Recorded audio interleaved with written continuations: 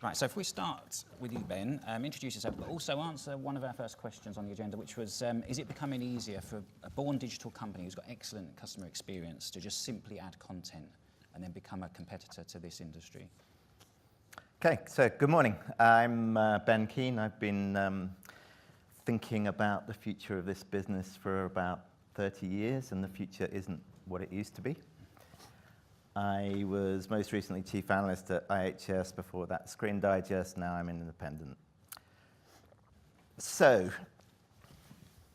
Amazon, Netflix started their video journey 11 years ago. So there's already quite a lot of history. I think they've had a profoundly positive impact on the aspect that we're discussing here this morning, the consumer experience. I think that is clear. But the traditional industry is still catching up. Now, is it a case of simply buying content? No. Last year, all of the internet players collectively around the world, so not just those two I mentioned, but a host of others, invested $18 billion into content. That's $18 billion that didn't exist in the content industry before. A huge chunk of that is Netflix, but there's also a bunch of others. Now, a lot of that is not Me Too content. It is moving into the area of exclusive content. Now, it's not a case of simply saying, I want different content, I'm going to go out tomorrow and buy it from X studio or Y studio. You have to have the talent and people who understand the content business to do that. It takes time, it takes a lot of experience to put that together. That is what Netflix and Amazon have spent a lot of time putting together. Amazon has famously had some serious issues with the way that they have done that. Netflix, I think, have learned some very, very interesting lessons about the way they are doing that, and arguably, I think, have created something that is perhaps the 21st century equivalent of a major studio. Just as powerful, just as sophisticated as the other major Hollywood studios, but they have driven the business forward with some interesting rules or breaking of rules, which are to do with this notion of exclusivity. So that is something that is going to drive a lot of dynamics in the industry going forward, because that rule breaking is only now, the impact of that is only now beginning to be felt going forward. So just one last quick point. Facebook, as just another contrasting example, arguably, and in the news for all sorts of other things at the moment, arguably knows more about the customer than any other of those internet players. They, despite spending $1 billion on content, are desperately struggling to understand how to position their video service, and it's well documented that that is not being successful yet. Okay, now I want a 10-second answer to this one. Does that mean all of those things that you said, becoming content, investing in people, how many other companies could do it? Do you think it's just going to be like 2 more that we need to worry about, or could multiple other digital native companies do it? It's possible to do if you invest the right sums and the right people. We know, in addition to Facebook, we know Apple is taking it very seriously. We'll see what they come up with. We'll see if they get it more right than Facebook. Okay, now Daniel, same question to you then. So is it becoming easier to transfer these skills, CX skills, and use them to then just become a great media company?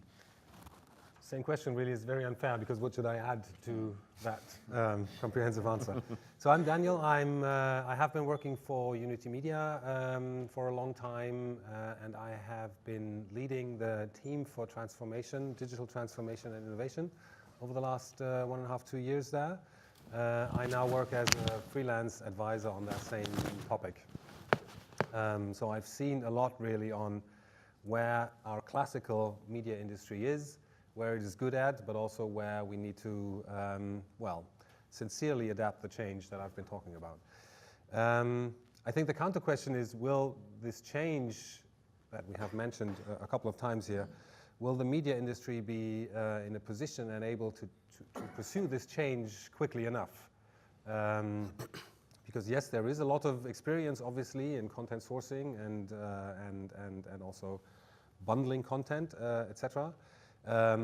But still, in order to compete to the stunning customer experience that we do see elsewhere, that we do see at Netflix or Amazon's Fire TV box or wherever, that'll be a challenge. So is it a race then? So this industry has to transform its customer experience, its digital transformation faster than Apple and others can invest in content people and get into the content business? Or? It is a race, but it will also be the acceptance. It will also be to accept that the media companies that we have there, they will not be alone. It will not be there's A or B or it's black or white. It'll be a continuous struggle over the next, years and decades to come, probably, to solve that. So there will be those new players, obviously, and hopefully the classical media industry will be able to put something aside, like live content, like some sort of linear viewing behavior, which will not be the linear as we know it, but the customer base is so broad. There's so many different desires and wishes. Not everyone wants to do binge watching, and that is where the classical media also can add. Okay, Mark, just introduce yourself briefly, and where can a traditional media company change the customer experience to make a sort of a great impact in terms of what we might spend on or how much time we'll spend with them? Okay, thank you. Yeah, so you've seen me already. I lead our media practice in the UK. I've been working with media companies for the last 28 years in the consulting and IT space. So seen quite a lot of the change. I think the first digital consumer transformation I really saw was when I helped FT.com go behind a paywall in about 2001. It was quite a brave move at that time, but the principles there still stood. And going on to your, what did they do? They had lots of editorial staff who felt very, very strongly about their content and what they wrote in the newspaper. FT.com said, well, we need to monetize this in a different way, and they started with the consumer, with the customer, and said, who's going to just want to read this content but not be willing to pay for it, but could be audience, readers, who will pay for some of this, probably out of their own pocket. And then we're the FT, so we're going to have people that will pay extra for real insight, data, analytical information on the city, and probably they won't be paying it for themselves. They'll be getting that from their business, from their employer, so we can pick that. And they created an offering around those different customer segmentations, and priced it appropriately, and more importantly, then designed the FT.com website to make access to that content flow in those ways for those different consumer groups. So that's one of the key things I think is providing that ease of access to the right content that the consumer and the viewer wants, not what necessarily you want to promote. Okay, and Ben, same question. So what could a media company do, to sort of improve the customer experience quite quickly or easily, if you like, if there's such a thing as low-hanging fruit in this sort of transformation? And introduce yourself first. Yes. Okay, so Ben Cotton. I've, until recently, much like Daniel, worked at Virgin Media, and I looked after digital transformation. So I was very much on my job was to build the engine, trying to build a team and an organisation that was able to deliver in the ways that I think Daniel illustrated very well earlier in the presentation, around the way that Spotify work, bringing agile, speed to market, and a different kind of culture into the organisation. So I joined it was about 9 years ago, I suppose, and it was very much, I came from an agency background, and before that, a long time ago, I was a very average programmer. And I came in from a technology, I was excited, things happened very quickly, and it was suddenly like running uphill through treacle.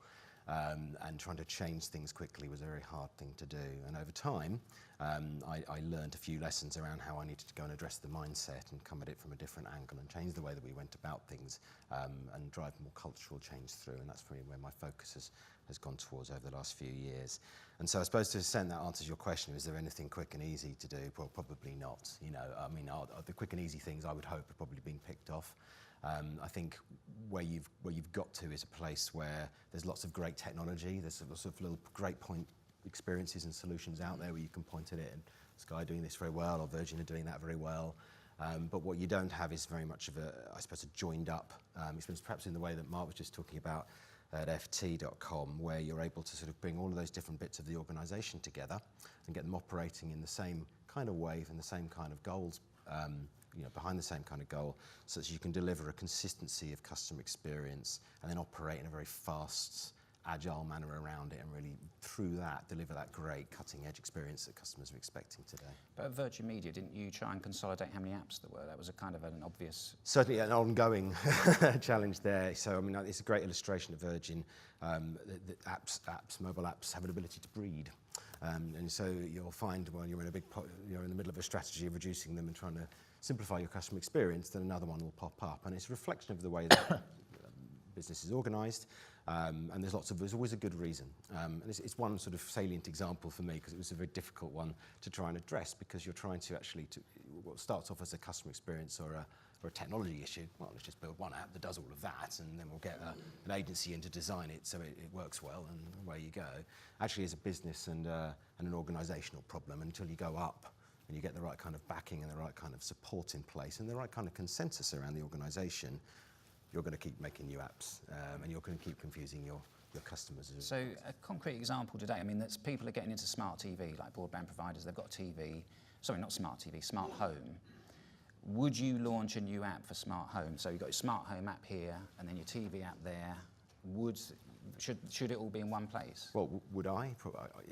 Ideally, I suppose the answer would be no. You would bring things together and you'd have some sort of consistency of experience, because having more and more apps is confusing. And it's confusing enough anyway for our customers. But that's a simple and glib answer to give. You know, the pressures of you to get that smart home feature or function out there quickly will be considerable.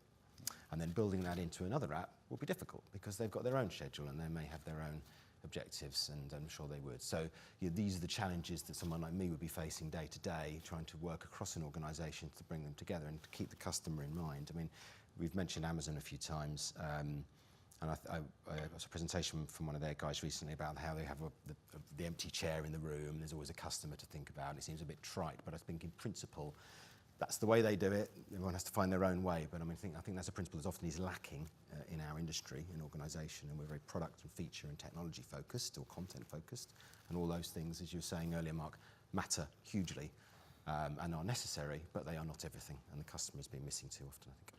Okay. But they don't always get it right. So No. They fail, and then try again. Fail, try again. And you remember the times they've got it right. Yeah. Forget about the umpteen disastrous products that Google have put out. I mean, more often than not, probably they have failed. Yeah. Smartphones. So Mark, what does it look like when you mention breaking down functional silos? What does that actually look like in reality? Because at the moment, you've probably got different departments own a different kind of product, whether it's the website or the app or whatever. Yeah. I mean, how do you smash those silos and create a kind of a cross-organisation experience? I guess it's back to the point I made about the leadership for a start. So it has to come from the top down. It's not going to come from the bottom up, because that's what creates the silos. So it's about somebody at the top having that vision for what is the service, what is the offer, what is the value that we're driving to the customer, and then how do we build our offering around that, and how do we organise our business to support that offering. Now that's easy to say if you were starting with a blank sheet of paper. Very difficult to do when you've got a legacy business. And I go back to a principle you mentioned yesterday, Ben, which is the start small. And you might not be able to do that wholesale change across your business. So for the information provider, that I mentioned, they looked at one of their portfolios of business and they did it by a customer segment. So they've reorganized their business for a customer grouping. So I think it was, I know it's for their legal business. So they provide information to the legal industry. So that's the part of their business that they've taken to pilot this new way of working. But does somebody have to come along and say, right, I am going to create a cross-skill team to get this sort of product to market, and I need a resource from IT. I'm going to take your third in command. I'm having him for 3 months, and I want someone out of customer care, and I want someone out of this department. And is that how you do it? You just create a team like that? Yeah, you build that product team. So you start with a product owner who is going to own our legal offering to the clients. Right, let's get the representatives from product, from marketing, from digital, from technology, if those two things are separate. And we'll pull them into the team. And that's what I was saying about that consistency of team as well, and keeping that team together. They become the product team. And this is where you need to have the right buy-in and support, because those guys they've got to be empowered. They have to have the authority to take decisions. They can't be second-guessing all the time and having to go back and have something change, because if you want to build a Spotify-type organisation, and we spent a lot of time looking at watching that video, and I would echo your comments, Daniel, go and look at it, where they scaled it very well. These teams work with that ability to get on with things and move fast. If you don't have that, you can't build that kind of operation. I believe getting the people out of the teams into a cross-functional project team is not the difficult thing. The experience that I've made is that those people are extremely happy to do work in an autonomous team and produce something. The difficult thing is the leaders of those people. And you really have to sincerely tell those heads of whatever they are, this is not your employee anymore. He might be in your line reporting, yes, but it cannot be that from this team he has now 2 bosses and is reporting to those 2. And that is the structural change, the organizational change that you need to implement sincerely. And that is why you don't only need one-time CEO approval, but you need a continuous, working on this change and continuously telling everyone in the organization that this is where we want to evolve. Yeah. But it changes their role, those leaders, as well. So that's the other thing. The sell to them is not necessarily we're taking your team away. It's we're looking for you to add different value to our business. Correct. So from a technology, you're no longer, your job is to just deliver these things. Yes, you provide us the right people from your team, but then now as the technology, you're looking across all of these products and keeping some strategic view of the direction we're taking. Because it's great saying we're getting these product teams, but then that can also create silos and separation of its own, that a product team over here decides to go one way, and meanwhile another product team's using something completely different. So you've still got to have that matrix that allows you to keep some consistency and strategy across your business. It requires a level of trust that, as well. I think that's it's quite a bold step. I mean, there's people who are used to controlling things will suddenly be stepping back, and the advantage for them is, as you say, they can spend more time setting direction and thinking about where the business should be going, which is of great value, because these are generally good thinking people, right? And less time worrying about, well, how do I get that bug fixed next Tuesday to get, that's somebody else's. So there's a benefit there, but I think it can be quite difficult to take that step, and it involves a bit of bravery within an organisation to do it. Yeah.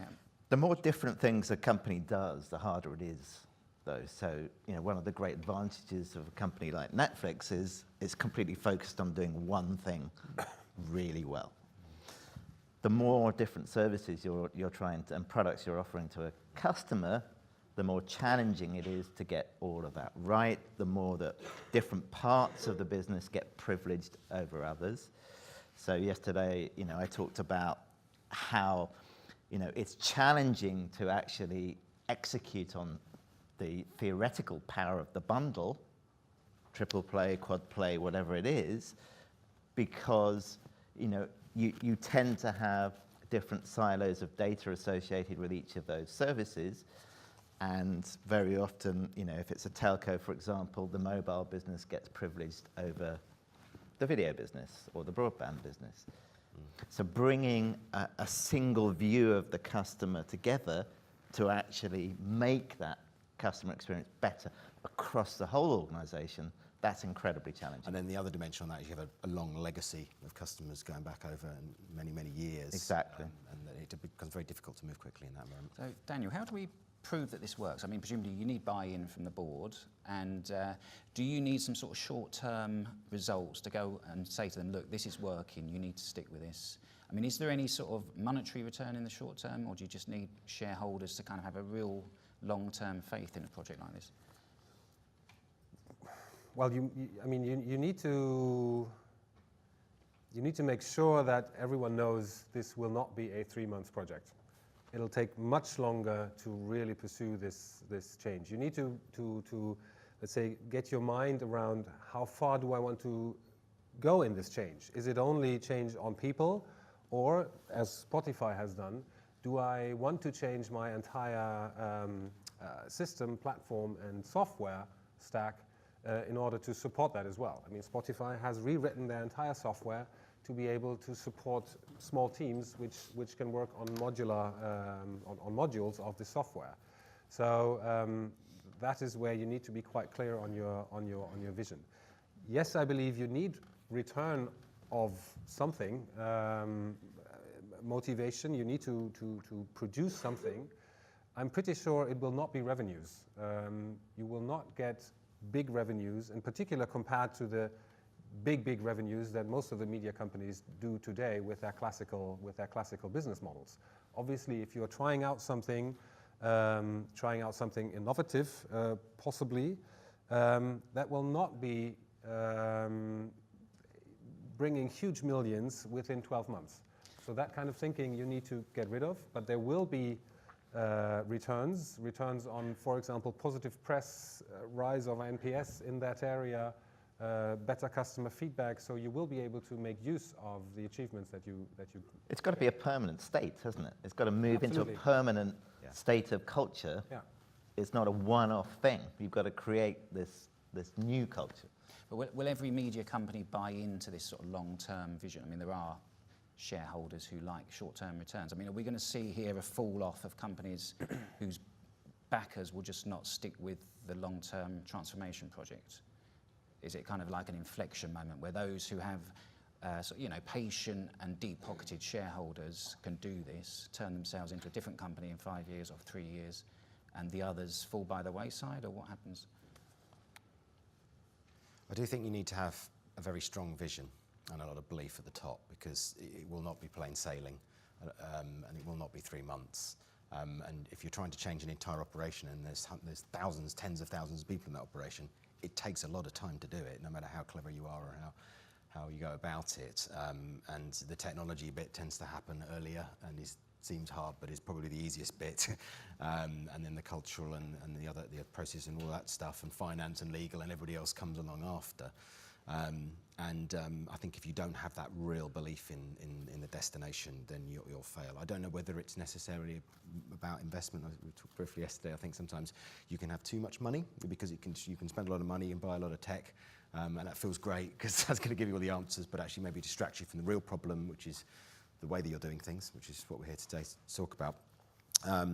But that to me is about belief, and I think has to come from the top and will take time. Well, I was just going to say, and I think some of the merger and acquisition activity that you're seeing at the moment, and a great example is the battle for Sky at the moment, the Fox/Disney versus Comcast. I think both those organisations are looking at Sky and saying that is a customer-focused organisation that's really secured its long-term future in the marketplace. So that's a great investment for our long-term future in a global media market. Okay. And on customer focus, you mentioned the BBC now have a chief customer officer. Broadcasters who go from being business to business effectively to business to consumer, are they ready for this? I mean, is there anything particular that a broadcaster has to do? I mean, do they need, Ben, are they looking at an audience as a customer? Are they willing to invest in customer care, for example? I mean, if you want your app, your streaming service to become you want to own the customer, you need customer care and call centres, presumably. Are we going to see that happen? I think you have to, yeah. And there are some pretty good examples of traditional broadcasters who have actually transformed a lot of what they do, including their business model. I think, for example, to pick a non-UK example, TV2 in Denmark has a great history of being a commercial broadcaster, but has now, over the last few years, built a very strong subscription video on demand business as an extension of what they've been doing, and have been tremendously successful in the marketplace, have a very strong customer-facing culture that have enabled that to happen, and have managed to move the company, into this new model very effectively. Now, it's not the case in every company, but all of those channel groups who are now sort of dazzled by what they see as this great light of opportunity to go B2C and go direct to their customers, they all have to invest and understand the customer and consumer and viewer in ways that they have never really done before. Okay. So, Mark, just make a very quick statement, and then statement, and then I'm going to open to the audience for 5 minutes. So, on this subject of broadcasters. So I'd go to an example of an aligned business, maybe GiftGaff, the MVNO mobile. They started their business. The good news is, and they've demonstrated this, you don't have to have big call centres and massive investment in that sort of infrastructure anymore to drive a great customer service. For those of you that don't know them, their approach to customer service is to reward their own customers to help each other. So the majority of customer service is done through forums and online chat between customers, and those customers get rewarded and recognised for helping their peers. So they will get 3 minutes if they solve somebody else's problem. And they get great customer service ratings and great NPS scores. And actually the audiences that we're all worried about, those millennials and the youngest, are very comfortable with that kind of interaction. And they're not looking to sit on a phone wanting to talk to a call centre. So I think broadcasters can move to that, putting that consumer-facing customer service in place at a much lower entry cost than you might have done 5 years ago. Great. So we've got time for 4 minutes for audience questions. Have to be fairly short questions and fairly short answers. Okay, gentlemen there. Do you want to wait for the mic, please? Just wait for the mic quickly. Yeah, sure. Good morning. Bill Gash of CSG. So we're a technology vendor. So I'm obviously going to have a slightly different interpretation. Now, I just want to ask, perhaps, Daniel and Ben, looking at the roles they've had and the companies they've worked for, under what circumstances do you really feel you need to build stuff in the first place? The reason why I ask that is if you look at the internet TV industry of the last few years, it's littered with examples of companies, organizations which have great teams, great people and talent, but have failed to successfully deliver services or even bring them to market in the first place. And this is usually because they're short of resources, they haven't got the expertise, budgets are tight, they're trying to hit a moving target because the industry is moving so quickly, and yet there is still a residual belief that we should be building this stuff. Now, as a technology vendor, we're trying to overcome that culturally. That can be quite challenging for organizations which have taken pride in building technology.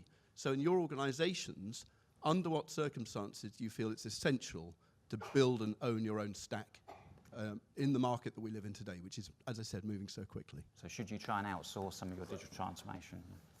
Okay, do you each want to have a quick go at that, and then we'll finish up? In principle, I think it is not the key question whether you build yourself or you source out. Again, you can have an extremely good relationship with a vendor as a media company, but again, you can only do that if you have that mutual understanding of where you want to go culturally. The traditional way that, let's say, a media company deals with a vendor is is a top-down relationship, and that is what you need to break up. And if you do that, it doesn't matter whether you build yourself or So you said a buy. better one is more of a partner. Yeah. Yeah, I mean, I would use the word, we did use the word partner, and I would echo that. I think I'm certainly a big fan of working with expertise where I can find it. I think, and that often is outside of the organisation that I'm in, because the organisation has a particular focus, and it's not necessarily experts at the kind of things you guys do. So I'm a big fan of working with partners. I would outsource a lot in many cases where I can find the best way of doing it. I think it has to work as one team approach and be a good cultural fit. I think it's challenging within not just my old organisation, but in many big organisations. There's a lot of people there, they're invested in what they do, and taking it away from them isn't something they're necessarily going to feel very comfortable about, and they will fight you. And so you need to bring them on a journey, and these are the sorts of cultural challenges that you face on the way, and that's the sort of thing that can take time to change. But it's also very easy to get burnt. So I think vendors often burn their own bridges here. I can cite numerous examples of broadcasters who have brought vendors in, had a bad experience, thrown them out, tried another, thrown them out, and said, we're going to do it ourselves. Yeah, you've got to be in it for the long game. It takes you just as long. It's not a shortcut. It's about finding the right way to do things, not suddenly it's going to be a quicker way for necessary. Okay. Mark, last word, 30 seconds.